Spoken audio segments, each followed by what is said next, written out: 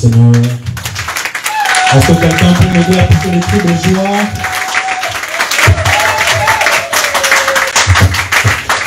Est-ce que tu peux te tenir debout là où tu es? Offrir à Dieu une offrande d'acclamation. Offrir à Dieu une offrande d'acclamation. Comme quelqu'un qui a vu les Égyptiens rester dans la mer.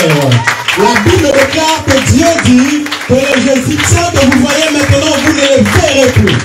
Et avant que cette parole ne puisse s'accomplir, est-ce que quelqu'un peut célébrer Dieu qui a déjà fait avant que nous puissions voir l'accomplissement de sa parole? Ainsi, je suis en train de déclarer une croix ce matin. Là où il y avait de l'échec, je déclare la réussite au nom de Jésus. Je ne sais pas quelle situation tu es en train de traverser, mais je prie et je déclare que le Dieu des cieux qui voit toutes choses puisse donner la réponse à ta prière au nom puissant de Jésus. Lui qui sonde le cœur et les reins. Je prie qu'au travers ma bouche ce matin, que le Seigneur se souvienne d'une âme ce matin au nom de Jésus. Là où la stérilité avait frappé, je déclare l'abondance. Je déclare la fertilité dans le nom puissant de Jésus. Là où il y a eu un cœur abattu, je suis en train de déclarer que le Rédempteur, celui qui se lève toujours en dernier, se lève ce matin. Dans le nom puissant de Jésus. Dans le nom puissant de Jésus. Là où tu es, tu peux te rasseoir si tu es fatigué. Si tu le peux, tu peux te tenir aussi debout. Nous allons lire dans le livre de Daniel 9, verset 24. Daniel 9, 24 et Genèse 24 à partir du verset 6 jusqu'au verset 16. Je vais lire au nom de Jésus. Une période de 70 semaines a été fixée pour ton peuple et pour ta ville sainte, pour mettre un terme à la révolte contre Dieu, pour en finir avec les péchés et pour expier les fautes, ainsi que pour instaurer une justice éternelle, pour accomplir vision et prophétie et pour conférer l'onction à un sanctuaire très saint. Nous prenons aussi le texte de Genèse 24 à partir du verset 6. Abraham lui dit: garde-toi d'y mener mon fils. L'Éternel Dieu du ciel, qui m'a fait sortir de la maison de mon père et de ma patrie, et m'a parlé et qui m'a juré en disant: je donnerai ce pays à ta postérité. Lui-même enverra son ange devant toi, et c'est de là que tu prendras une femme pour mon fils. Si la femme ne veut pas te suivre, tu seras dégagé de ce serment que je t'ai fait faire. Seulement, tu n'y emmèneras pas mon fils. Le serviteur mit sa main sous sa cuisse, sur la cuisse d'Abraham, son seigneur, et lui jura d'observer ces choses. Le serviteur prit 10 chameaux parmi les chameaux de son seigneur, et il partit, ayant à sa disposition tous les biens de son seigneur. Il se leva et alla en Mésopotamie, à la ville de Nachor. Verset 11. Il fit reposer les chameaux sur leurs genoux, hors de la ville, près d'un puits au temps du soir, au temps où sortent celles qui vont puiser de l'eau. Et il dit: Éternel Dieu, mon Seigneur Abraham, fais-moi, je te prie, rencontrer aujourd'hui ce que je désire, et use des bontés envers mon Seigneur Abraham. Verset 13. Voici, je me tiens près de la source d'eau, et les filles des gens de la ville vont sortir pour puiser de l'eau. Que la jeune fille à laquelle je dirai: penche ta cruche, je te prie, pour que je boive, et qui répondra: bois. Je donnerai aussi à boire à tes chameaux, soit celle que tu as destinée à ton serviteur Isaac. Et par là, je connaîtrai que tu uses de bonté envers mon Seigneur. Dernier verset. C'est une jeune fille très belle. Au verset 15, pardon. Il n'avait pas encore fini de parler que sortit sa cruche sur l'épaule, Rebecca, née de Bethuel, fils de Milka, femme de Nachor, frère d'Abraham. Dernier verset. C'était une jeune fille très belle de figure. Elle était vierge et aucun homme ne l'avait connue. Elle descendit à la source, remplit sa cruche et remonta. C'est la parole du Seigneur. Amen. Seigneur Dieu, je te rends grâce. Je prie que je diminue et que toi tu grâces. Et je prie qu'au travers de ma bouche, que tu parles au cœur d'une personne. Que le vase inutile que je suis serve, Seigneur, à ta gloire et à ta gloire seule. Dans le nom de Jésus, nous avons ainsi prié, nous disons Amen. Amen. Merci de pouvoir acclamer le nom du Seigneur. Y a-t-il des personnes qui nous visitent pour la première fois? Si c'est pour toi la première fois d'être ici parmi nous, ton premier culte le dimanche, je te prie là où tu es de te tenir debout, l'église va t'accueillir. Amen. C'est une autre personne. C'est pour toi la première fois. Ne te sens pas gêné. Ne te sens pas gêné. En tout cas, pour toutes les personnes qui nous aiment. Laisse-moi pas faire le nom du Seigneur pour le moment. Vous pouvez vous asseoir. Soyez les bienvenus ici à la maison de votre Père.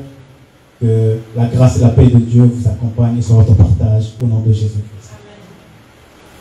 Nous sommes en train de parler des 70 semaines de Daniel. Nous avons commencé cet enseignement il y a de cela à peu près 2 mois. Nous l'avions arrêté ou mis un stop parce que nous devrions céder la chair au Père qui était venu nous visiter. Nous disons que les 70 semaines de Daniel sont tout simplement un temps prophétique. J'aurais bien voulu que ça soit projeté à l'écran, mais mon bien-aimé m'a dit que la projection ne marche pas. Les 70 semaines de Daniel est un temps prophétique. Un calendrier prophétique. Je vais vous remettre dans le contexte. La Bible dit dans le livre de Daniel, alors que Daniel était en déportation à Babylone, il arrivait un temps où la prophétie annonçait que le peuple devait aller reconstruire le temple en Israël. C'est donc qu'il est écrit dans le livre de Jérémie. Quand le prophète Daniel tombe sur ses écrits et qu'il calcule le temps qui s'était déjà écoulé, les 70 semaines comme annonçait la prophétie, la Bible dit que le prophète est allé prier Dieu en posant la question, qu'est-ce qui se passait? Pourquoi la prophétie ne s'accomplissait pas? La Bible dit que Dieu envoie un ange pour commencer à expliquer à Daniel qu'en réalité, la prophétie écrite dans le livre de Jérémie qui annonce les 70 semaines ne sont pas des jours à compter au bout de doigts comme nous l'entendons, mais c'est un temps, un calendrier prophétique. 1 Pierre 2, le verset 3 nous dit ceci. Il faut que vous sachiez, mes bien-aimés, qu'un jour pour le Seigneur est comme 1000 ans, et 1000 ans sont comme un jour. Nous comprenons que devant le Seigneur, la notion du temps n'est pas telle que nous l'entendons. Nous sommes dans le temps. Nous subissons la loi du temps. Mais Dieu est hors du temps et ne subit pas la loi du temps. Ainsi, la notion du temps pour le païen et pour les chrétiens est une notion très différente. Et nous avons dit ceci. La notion du temps, souvent, dans l'Église, est souvent négligée parce que nous avons nos yeux rivés sur les choses terrestres.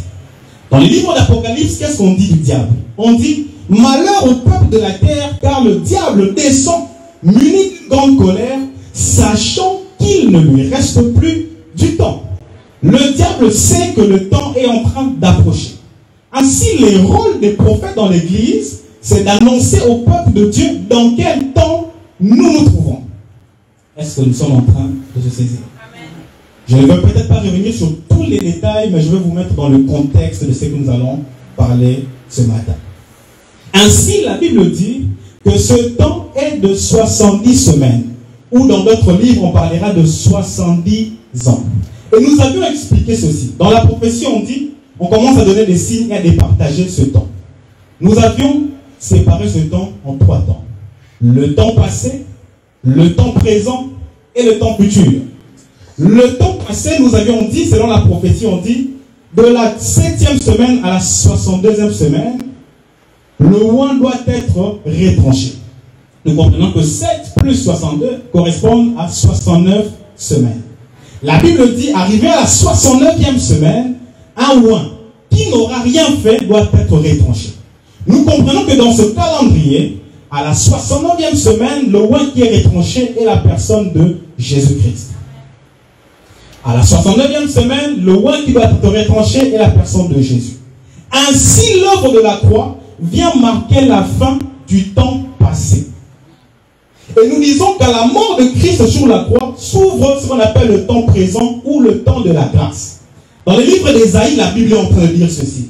Jésus dit, l'Esprit du Seigneur est sur moi, parce qu'il m'a oint pour libérer les captifs, parce qu'il m'a oint pour guérir les malades. Et à la fin, la Bible dit que Jésus dit, l'Esprit du Seigneur est sur moi pour proclamer une année de grâce du Seigneur.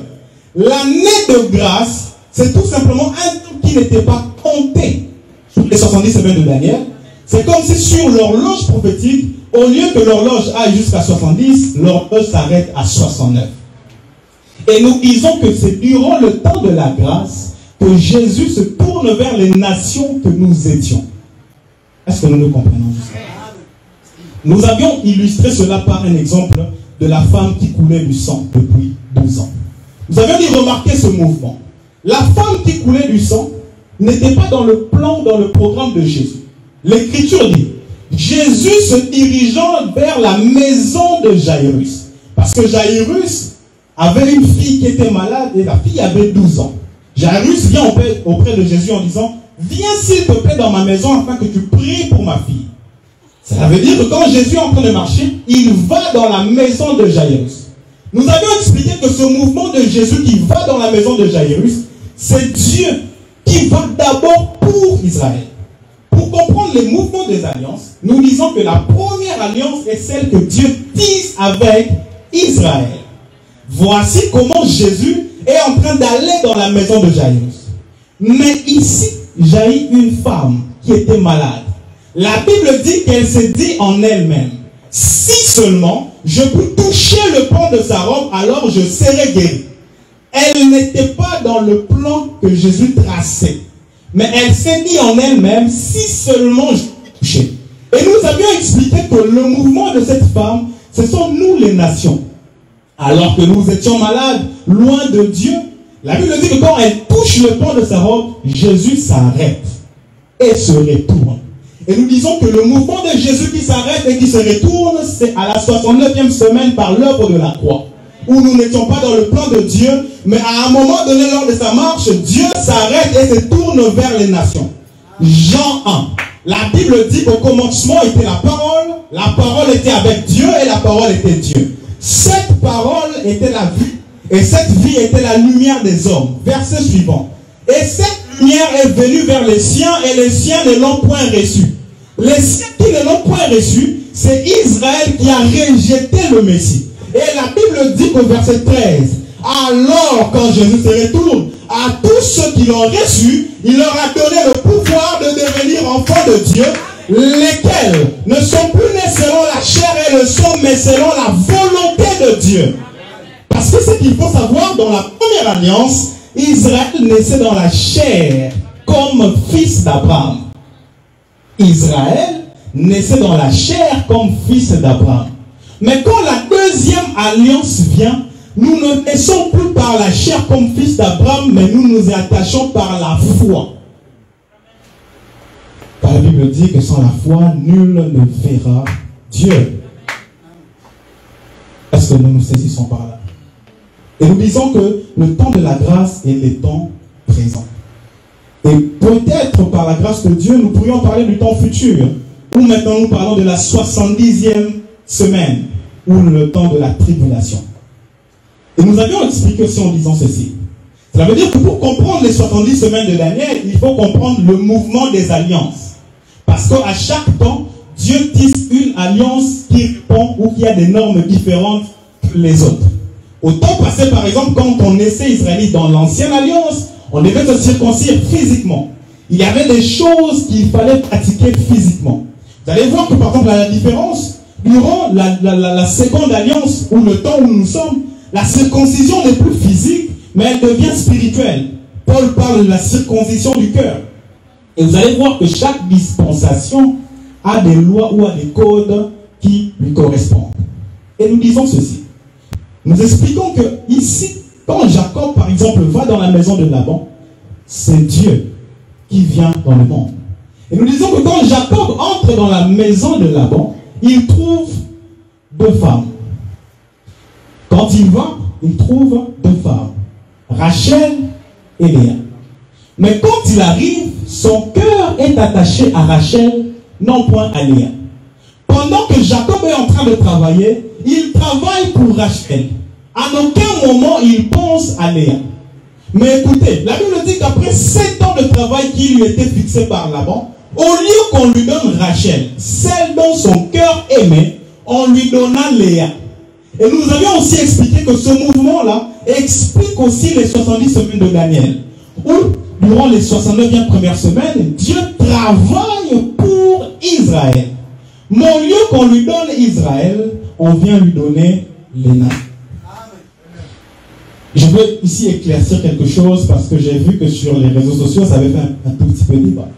En disant que Rachel ne peut pas être... En fait, Léa doit être Israël et Rachel doit être Léa.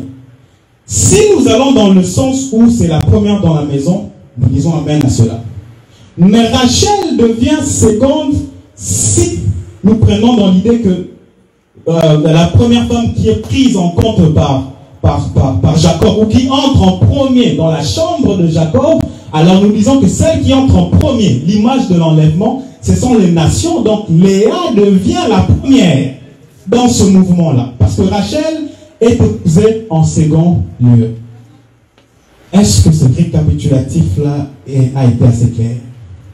Est-ce que tu peux acclamer le nom du Seigneur?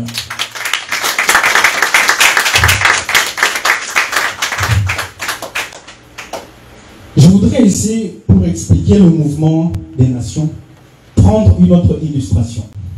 Dans le livre de Genèse 6, de Genèse 1, le verset 6, la Bible dit, au deuxième jour de la création, puis Dieu dit qu'il y a eu l'étendue entre les eaux pour les séparer.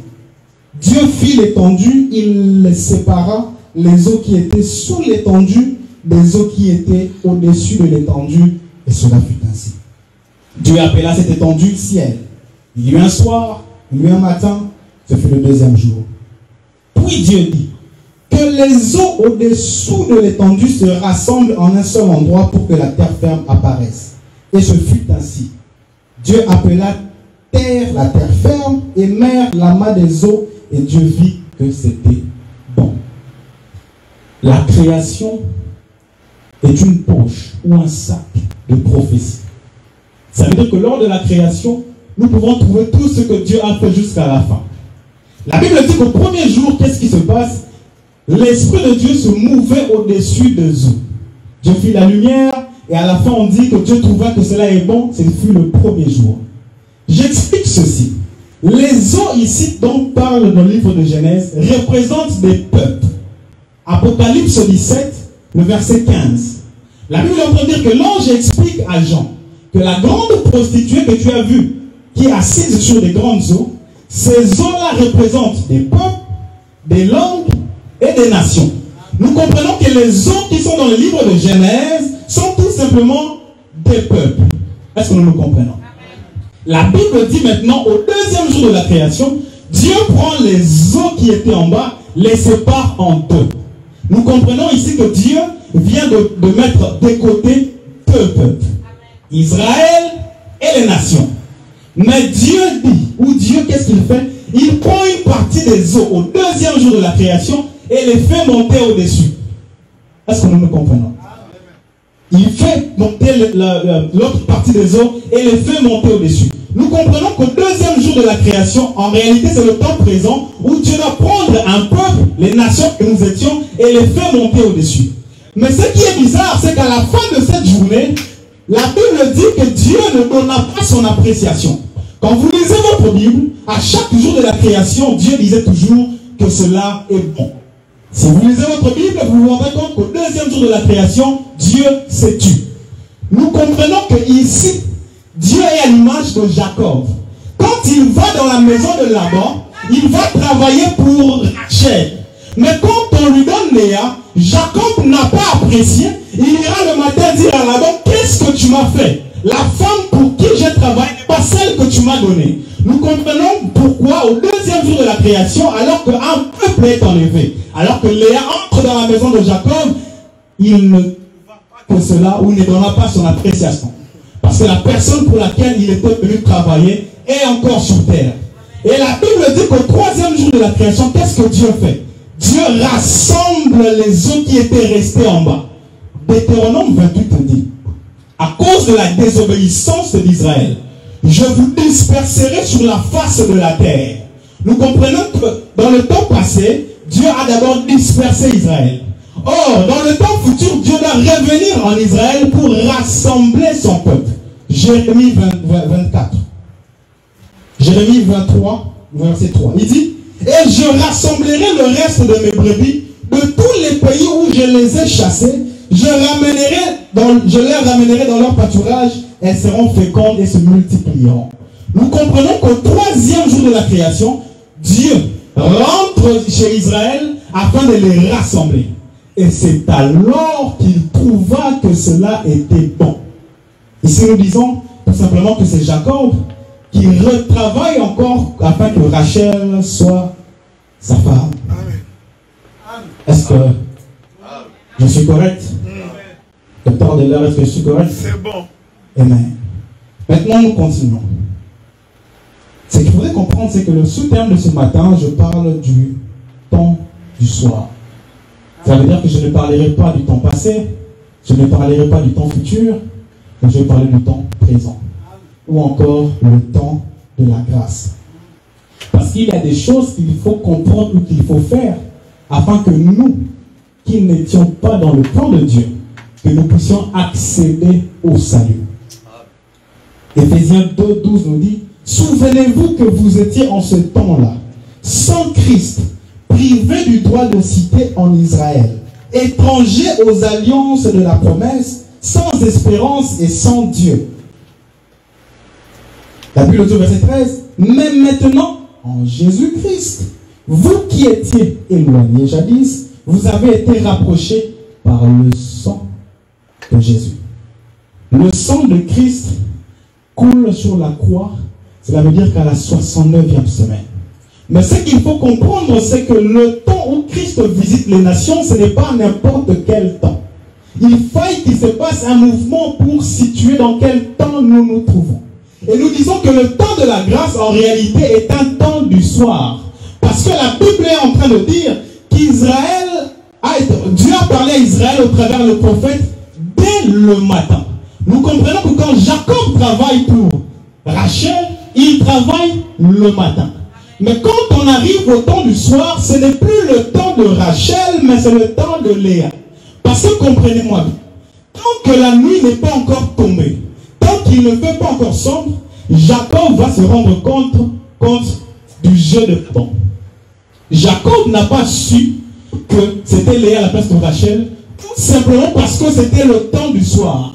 Il faisait obscurité dans la pièce dans laquelle il se trouvait. Voilà pourquoi il a eu à confondre Léa et Rachel. Voilà pourquoi nous disons, tant que le soleil est encore dans les cieux, le temps est à Israël. Ici, ça me ramène sur la vallée de Gabaon.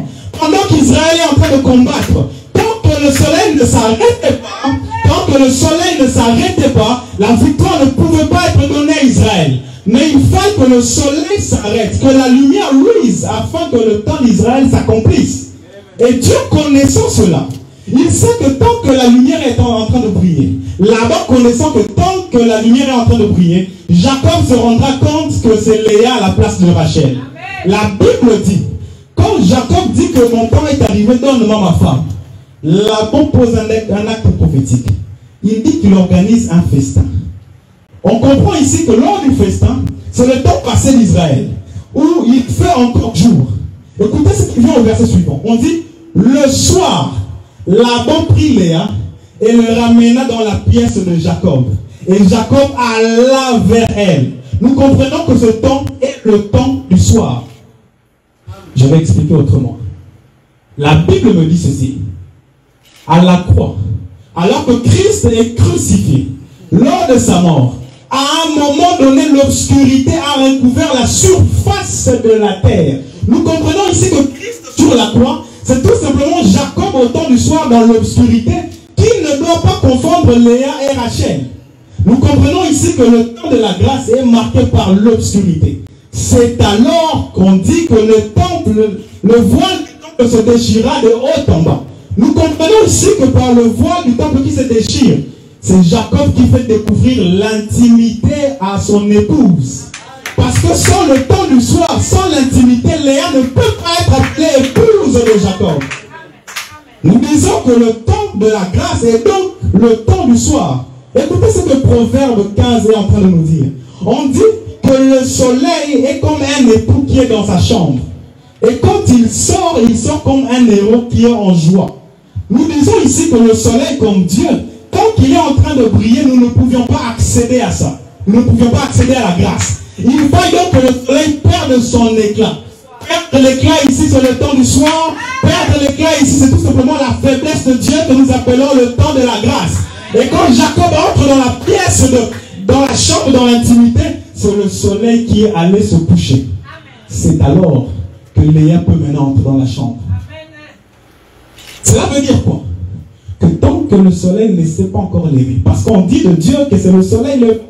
Mais le soleil levant ici, c'est pour Israël, pas pour les nations. Cela veut dire que quand on arrive au temps du matin, si toi tu n'es pas encore sauvé ou entré, ton temps est passé. Est-ce que quelqu'un est en train de me saisir? Ça veut dire que le temps du soir est un temps court, dans lequel il faille que la femme entre dans l'intimité de l'époux. Parce qu'arrivé au matin, Dieu rentre pour Israël. Jacob rentre chez Laban pour dire, en réalité, ce n'est pas celle que je suis venu chercher. Je vais encore retravailler 7 ans pour Rachel. Maintenant, saisissez-moi ici.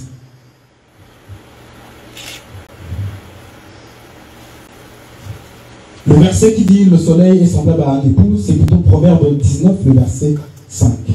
Le soleil est semblable à un époux qui sort de sa chambre, s'élance dans sa carrière avec la joie d'un héros. Avec la joie d'un héros. Mais voici un mouvement ici qui va se passer, c'est que au temps du soir, en réalité, avant que l'épouse découvre l'intimité de l'époux, elle doit d'abord être préparée. Léa n'entre pas dans la pièce de Jacob sans être préparée. L'épouse, avant de rencontrer l'époux, doit être préparée. Ici, par exemple, c'est le mouvement d'Esther avant d'aller rencontrer le roi. Elle prend du temps afin de se parer, afin de se parfumer, parce qu'on ne va pas à la rencontre du roi tel qu'on est venu. On y va parce qu'on est préparé et qu'on nous a donné des signes qui nous permettent d'entrer dans la pièce. J'aime l'exemple du pasteur Hazard qu'il a donné le dimanche passé. Il dit que quand le roi organisait un festin pour son fils, à un moment donné, quand les gens de la ville ont refusé de répondre à l'invitation, il demanda ce qu'on appelle toutes les personnes qu'ils allaient croiser. C'est le roi qui a invité les personnes à la fête. Mais le roi, quand il vient trouver une personne qui n'avait pas de bons habits, le roi se plaint. Il dit, pourquoi n'as-tu pas la tenue qui correspond à la tenue de la fête? Il dit, alors parce que tu n'es pas vêtu correctement, jetez cette personne au dehors. Car il y aura beaucoup d'appelés, mais peu. Nous comprenons ici que nous pouvons tous être appelés, mais il y a un temps de préparation qui nous permet d'entrer dans la couche de Jacob. Ici, je viens prendre l'exemple maintenant d'Abraham, pour parler du temps du soir. La Bible dit qu'Abraham, pour chercher une femme pour son fils, n'a pas envoyé le fils directement. Il dit, je ne t'enverrai pas, j'envoie le serviteur le plus ancien, Eliezer. Ici, Abraham est à l'image de Dieu. Isaac est à l'image du Fils. Et Eliezer est à l'image du Saint-Esprit. Comprenez-moi bien. Le Père, le Fils et le Saint-Esprit, nous confessons que c'est une seule et même personne.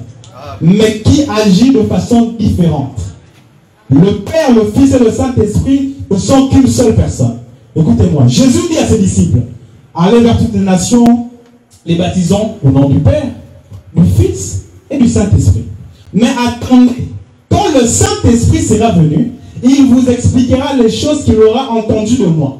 Et la Bible dit que quand le Saint-Esprit est venu sur les apôtres, au lieu de baptiser au nom du Père, du Fils et du Saint-Esprit, les apôtres ont baptisé au nom de Jésus. Parce qu'ils ont compris qu'en réalité, le Père, c'est le Fils c'est le Père, le Fils, c'est le Saint-Esprit c'est le Père. Ils ont compris que toutes ces personnes ont un seul nom qui est le nom de Jésus-Christ. Ça veut dire que Rebecca qui est allé chercher, qu'on est allé chercher, en réalité c'est comme Abraham qui est tout simplement allé chercher Rebecca. Mais par l'entremise d'Eliezer. L'Écriture dit ceci. Il dit à Eliezer, tu vas chercher pour mon fils une femme. La Bible dit qu'Eliezer prit sa main et mit sur la cuisse d'Abraham. Ne soyez pas distrait sur moi. La Bible dit qu'il prit sa main et mit sur la cuisse d'Abraham et lui jura. Vous remarquerez que quand Jésus finit l'œuvre de la croix, il dit, il est avantageux pour vous que je m'en aille afin de vous envoyer le consolateur. l'Esprit de vérité viendra, il vous annoncera toutes choses et vous dira tout ce qu'il aura entendu de moi. Nous comprenons ici qu'il y a un travail qui doit être fait avant que Rebecca puisse rejoindre Isaac. La Bible dit que quand le serviteur arrive dans la ville où se trouvait Rebecca, au lieu d'entrer dans la ville, la Bible dit qu'il trouva un puits au temps du soir qui était à l'extérieur de la ville. Et la Bible dit que c'est durant ce temps du soir où les filles de la ville devaient sortir de la ville pour venir puiser de l'eau. Nous comprenons ici premièrement que le véritable puits, la source d'eau, c'est Jésus. Il dit à la femme samaritaine, il dit, je te donnerai à boire, de telle sorte que tu n'aies plus soif. Nous comprenons ici que le véritable puits est la personne de Jésus. Mais le puits ne se trouve pas à n'importe quel endroit. Le puits se trouve à l'extérieur. Cela me ramène à dire autre chose. C'est que le véritable puits, en réalité, c'est l'œuvre de la croix. Parce qu'on dit de Christ qu'il devait être crucifié, mais à l'extérieur de la ville. Nous comprenons ici que le Saint-Esprit ne peut pas se mouvoir là où Christ n'est pas élevé. Amen. Les filles qui allaient puiser de l'eau, allaient au puits, n'allaient pas vers Eliezer. Mais en arrivant au puits, ils trouvent et le puits et le serviteur. Cela veut dire quoi? Qu'on ne peut pas avoir Christ ou venir vers Christ sans rencontrer le Saint-Esprit. C'est alors que le Saint-Esprit commence maintenant à expliquer la raison pour laquelle il était là. Mais ici, il demande un signe à Dieu. Il dit que cette femme qui viendra, alors qu'elle puisera de l'eau, qu'elle me donne à moi de l'eau, mais aussi à mes chameaux de l'eau. Nous comprenons qu'en réalité, ne peut recevoir le Saint-Esprit que celui qui a puisé dans la parole. Je ne me dis pas amen. Ne peut recevoir le Saint-Esprit que celui qui a fait la rencontre de la parole. Et la Bible dit que quand Rebecca puise de l'eau et qu'elle donne au chameau, alors Eliezer comprit que c'est de elle qu'il s'agissait. Voici le travail que le Saint-Esprit vient faire dans l'église. Le Saint-Esprit ici vient préparer l'épouse à la rencontre de l'époux. Mais la Bible dit que cela s'est fait au temps du soir, au temps où les filles allaient puiser de l'eau. Et la Bible précise que Rebecca était vierge. Matthieu dit, alors qu'il y avait 10 vierges, 5 qui étaient folles et 5 qui étaient sages. Mais arrivé à un moment de la nuit, la Bible dit, au milieu de la nuit, on cria que l'époux est là. Nous comprenons ici, quand on crie au milieu de la nuit, c'est plutôt au temps du soir, au temps où nous allons à la source puiser de l'eau. Mais voici ce que le serviteur le plus ancien fait. La Bible me dit que le serviteur prit un anneau d'or. Il prit des bracelets d'or et mit ça sur Rebecca. Je vais dire à quelqu'un ce matin que tu ne peux pas dire avoir reçu le Saint-Esprit s'il n'y a pas de signes qui l'accompagnent. Tu ne me dis pas amen. Je ne veux pas que tu sois distrait. Tu ne peux pas dire avoir reçu le Saint-Esprit s'il n'y a pas de signes qui accompagnent la rencontre que tu as avec le Saint-Esprit. Et ici, le serviteur le plus ancien donne 2 signes. Un anneau à mettre sur le nez et 2 bracelets à mettre sur le main. Je dis ceci. L'anneau ici représente les fruits de l'esprit et les bracelets représentent les dons de l'esprit. Si une personne a le Saint-Esprit de Dieu, nous devons constater les fruits de l'esprit en lui. Écoutez-moi. La Bible dit ceci. Quand Rebecca quitte le puits, elle va dans la maison de son père. Avant qu'elle n'eusse ouvert la bouche pour parler, son frère constate qu'il y a quelque chose qui s'est passé. Les premiers chrétiens ne se sont pas donné le nom des chrétiens. Ce sont les gens, en les voyant, ont compris que cela était comme Christ. Là-bas, quand ils voient Rebecca, ils comprennent que celle-ci a rencontré quelqu'un. C'est alors que Rebecca commence à expliquer ce qui s'est passé. Quand tu fais la rencontre du Saint-Esprit, il y a un changement qui doit s'opérer. Ce changement, c'est le travail que Dieu fait, ou le Saint-Esprit fait, afin de te préparer à la rencontre de l'époux. La Bible dit dans le livre de Romains que ceux qui sont connus par l'Esprit de Dieu sont fils de Dieu. Or, on ne peut voir le royaume des cieux si on n'est pas fils de Dieu. Christ, quand il vient sur la terre, il vient comme le Fils unique. Mais quand il repart, on dit qu'il devient le premier-né d'entre les morts. et il fait de nous des co-héritiers de l'héritage qui lui était donné. Quand nous recevons le Saint-Esprit, nous devions voir les fruits et les dons de l'Esprit manifestes en toi. Et nous devions voir les dons de l'Esprit et le fruit manifeste en toi. Voilà pourquoi nous disons que toi qui as été sauvé, ou dit d'être sauvé, si au bout de 2 ans, 3 ans, on constate que le mensonge que tu avais avant, la calomnie que tu avais avant, l'impudicité, la vie d'impudicité que tu vivais avant, si tu ne changes pas, alors nous comprenons que tu n'es pas allé au bon puits. Ou le soir, nous comprenons que tu n'es pas allé au temps du soir. Parce que c'est seulement au temps du soir qu'on fait la rencontre d'Eliezer. Eliezer a des biens de la maison d'Abraham qui doit revêtir cette personne qui doit être l'épouse du fils. Cela veut dire qu'on entre dans la chambre de Jacob quand on est parfumé et par des biens qui viennent d'en haut. Je suis en train de dire à quelqu'un ce matin, j'en profite pour exhorter que nous allons remonter. Que le royaume des cieux appartient aux violents. La violence, c'est celle que tu dois faire à ta chair. La violence, c'est celle que tu dois faire à ta chair. Je suis venu annoncer la nouvelle du royaume des cieux. La Bible dit, recherchez premièrement le royaume des cieux et la justice de Dieu. Ainsi, toutes ces choses vous seront données par-dessus tout. Et la vie qui nous est donnée est premièrement celle qui nous ramène vers la vie éternelle. Amen. La Bible dit que Eliezer met sur Rebecca un anneau d'or et des bracelets. Et cela a servi de signe quand elle est rentrée dans la maison de son père. On a compris qu'elle venait de rencontrer quelqu'un. Mais voici ici un mouvement qui va se passer. La Bible est en train de dire ceci.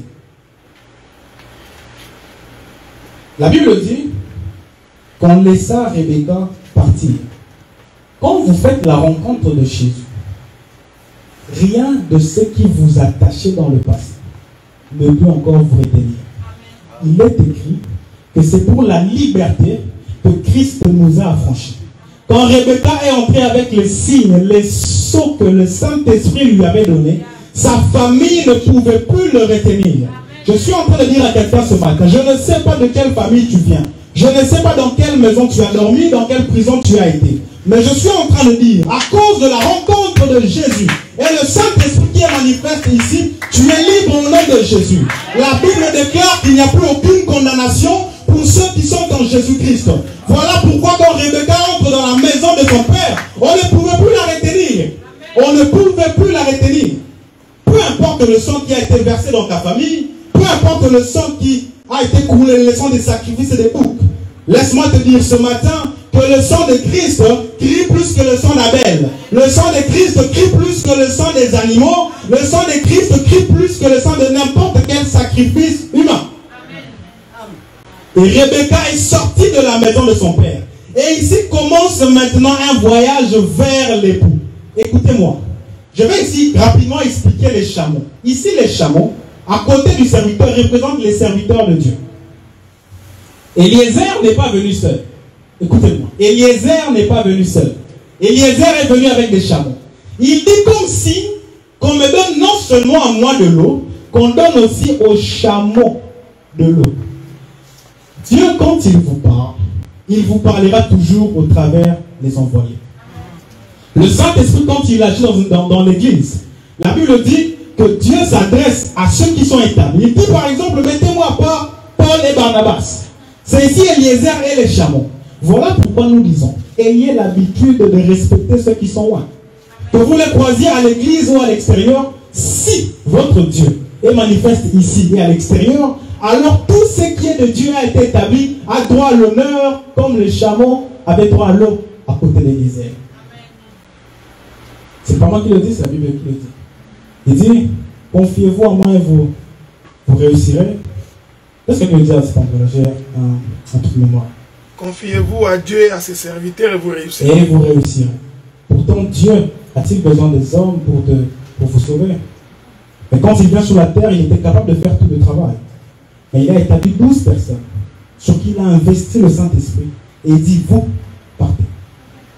Cela veut dire qu'eux, ils avaient la responsabilité de répandre la bonne nouvelle. Et je dis ceci, les chameaux aussi, au-delà des serviteurs, vous représentent vous. Quand le Saint-Esprit s'investit dans une personne ou dans l'église, il ne s'investit pas que sur les serviteurs. Il s'investit aussi sur les membres de l'église. Et vous avez la responsabilité d'aller annoncer la bonne nouvelle, afin de dire au peuple, aux nations, que le temps est proche. Maintenant, voici ce qui va se passer. La Bible dit que, au verset Genèse 24, à partir du verset 63, écoutez ce que la Bible dit. Un soir, Isaac était sorti pour méditer dans les champs. Il leva les yeux et regarda, et voici des chameaux arrivaient. J'aime ce que je suis en train de lire. La Bible dit qu'un soir, toujours au temps du soir, parce que la rencontre avec l'époux ne se fait qu'au temps du soir. Le temps du soir ici concerne les nations. La Bible dit qu'au temps du soir, Isaac sort. Il voit des chameaux arriver. Les chameaux ramenaient l'épouse. Je dis ceci, le rôle des serviteurs de Dieu, c'est de ramener les brebis à Christ. Le rôle des serviteurs de Dieu, c'est de ramener l'épouse au maître. Jésus dit à ses disciples, allez me prendre l'âne. Mais si on vous pose la question, vous dites, le maître en a besoin. C'est-à-dire que quand les serviteurs vont chercher l'âne, ils ramènent l'âne au maître et non pas à n'importe quel endroit. La Bible dit qu'alors qu'Isaac est là, il voit des chameaux arriver. Ces chameaux ramenaient l'épouse. Écoutez ce que l'épouse dit. Elle pose la question au serviteur. Dit, Rebecca leva les yeux et vit Isaac et descendit de son chameau. 65. Elle dit au serviteur, qui est cet homme qui vient dans les champs à notre rencontre? Et le serviteur répondit, c'est mon Seigneur. Alors elle prit son voile et se couvrit. Le rôle du Saint-Esprit, c'est de parler du Fils. Quand le Saint-Esprit est investi en nous, c'est afin que nous connaissions le Fils et le Fils seul. Quand nous sommes réunis ici, nous devrions avoir la soif de connaître Jésus et Jésus seul. La question que je te pose, quelle est la question que toi, tu poses au Saint-Esprit? Quelles sont les choses qui t'intéressent? La Bible dit que Rebecca posait la question au serviteur, ou encore au Saint-Esprit. Qui est cette personne qui vient vers nous? Laissez-moi ici chuter en disant ceci. L'enlèvement de l'Église se fera dans les airs. Pour Israël, Jésus reviendra en Israël. Un Thessaloniciens est en train de dire ça. Il dit, nous ferons la rencontre de l'époux dans les airs. Ici, ce n'est pas à Isaac d'aller vers Rebecca. C'est plutôt à Rebecca de faire le mouvement par le Saint-Esprit afin de rejoindre l'époux dans les airs au temps du soir. Mais le retour sur Armageddon pour marquer la fin de la 70e semaine, la Bible dit que Christ doit revenir sur la montagne. Celle qui est différente du retour ou de l'enlèvement de l'Église nation que nous sommes. Je vais conclure en disant ceci. L'enlèvement est proche. Nous devrions nous préparer. Le Saint-Esprit est parmi nous, c'est afin de nous parer. C'est afin de nous préparer à la rencontre de l'époux. Mais pour cela, il fallait que Rebecca quitte la ville et sorte dehors. Elle a fait un mouvement. Elle est sortie pour aller chercher l'eau au puits. Il y a une part à faire. Dieu ne vous forcera pas à croire. Dieu ne vous forcera pas à abandonner quoi que ce soit. Par contre, il est disposé à vous aider à avancer. La Bible dit, Jésus dit, à vous tous qui êtes fatigués, changés, venez à moi. Il y a quelque chose que je ne comprends pas dans ce passage. Comment une personne qui est déjà chargée, fatiguée, au lieu que Christ aille vers la personne, Jésus dit, moi je m'arrête à un endroit, toi qui es fatigué, viens à moi.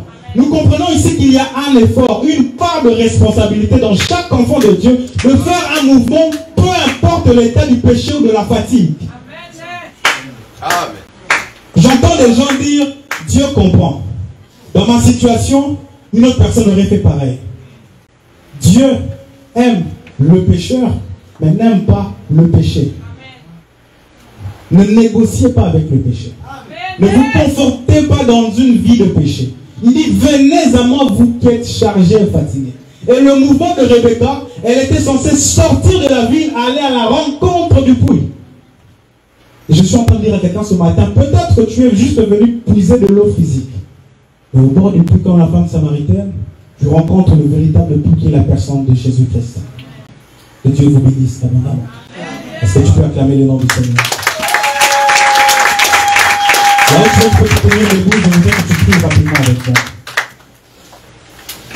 Comme Rebecca, tu dis au Seigneur, je suis venu puiser. Aujourd'hui, je suis venu faire une rencontre. S'il y avait de l'équipement que je manquais, la manifestation du fruit de l'esprit, l'amour, la patience, Seigneur, équipe-moi. Je voudrais être prêt à rencontrer l'époux. Je voudrais que quand on criera au milieu de la nuit, l'époux est là. Que tu ne sois pas de ces vierges folles qui n'avaient plus d'huile. La présence de l'huile ici, c'est le Saint-Esprit. La lampe, c'est la parole. Nous avons besoin de deux choses pour pouvoir entrer dans la chambre de l'époux. Et là, tu vas commencer à prier au nom de Jésus. Seigneur, j'ai besoin de toi. Ce matin, je te prie, Père. Ce matin, je te prie, Seigneur. Ce matin, je te prie, Seigneur.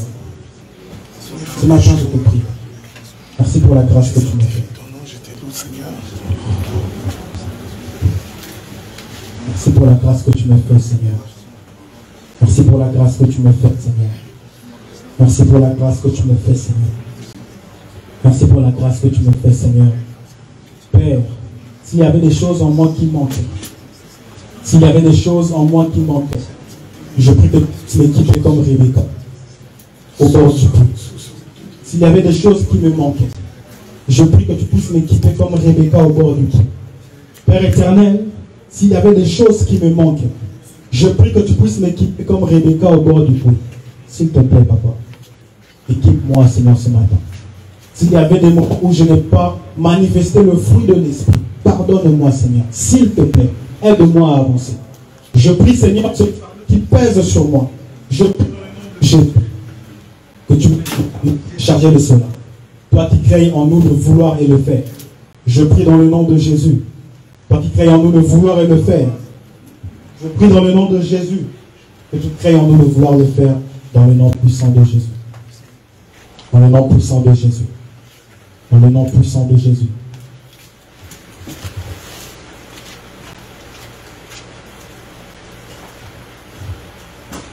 Là où tu vas lever tes mains, je vais prier et déclarer sur toi. Je déclare au nom de Jésus que tout ce qui te retient soit anéanti au nom de Jésus. Je déclare que tout ce qui t'empêchait d'avancer et de vivre une vie de sainteté soit nul et sans effet dans le nom de Jésus. Il est écrit qu'il n'y a plus aucune condamnation pour ceux qui sont en Jésus-Christ.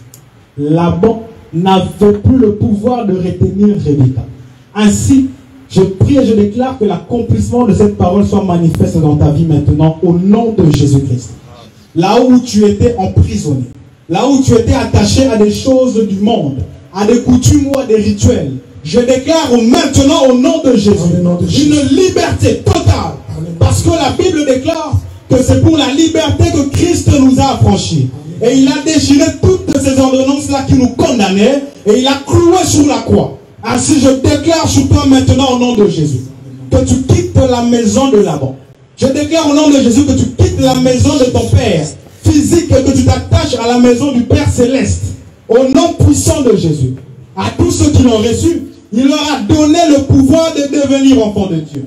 Lesquels ne sont plus nés selon la chair et la volonté des hommes, mais selon la volonté de Dieu. Au nom de Jésus, je déclare une totale liberté. Une totale liberté. Je prie, je déclare que ce culte soit un culte de rencontre, où tu as rencontré véritablement le Seigneur. Ce culte soit un culte où tu reconnais que tu ne peux rien sans le Seigneur. Ce culte soit un culte où tu comprends que tu dois être guidé totalement par le Saint-Esprit. Et je prie que le cœur incrédule de Pierre, que le diable pouvait te donner, soit brisé maintenant au nom de Jésus. Et tu vives une vie de sainteté, de crainte de Dieu. Dans le nom de Jésus, nous avons ainsi prié, nous acclamons le Seigneur, nous disons Amen. Nous pouvons nous asseoir. Et Dieu bénisse le pasteur Robert. Amen, amen. Amen. 70 semaines des dernières, c'est pas compliqué. Quand on est branché, on comprend que ce n'est pas compliqué. marché à la 69e semaine. C'est le temps de l'Église. Quand ça finit, la 70e semaine, Dieu retourne en Israël. C'est un grand enseignement parce qu'il faut Gog, Magog, Armageddon, Millénium. Tout ça, ça vient à la 70e semaine. C'est pourquoi un jour Israël était au combat. Ils ont dit faire appel à l'âge. Amenez-nous l'âge au combat parce que nous voulons combattre les Philistins. L'âge arrive, les Philistins récupèrent l'âge. C'était la fin de la 69e semaine.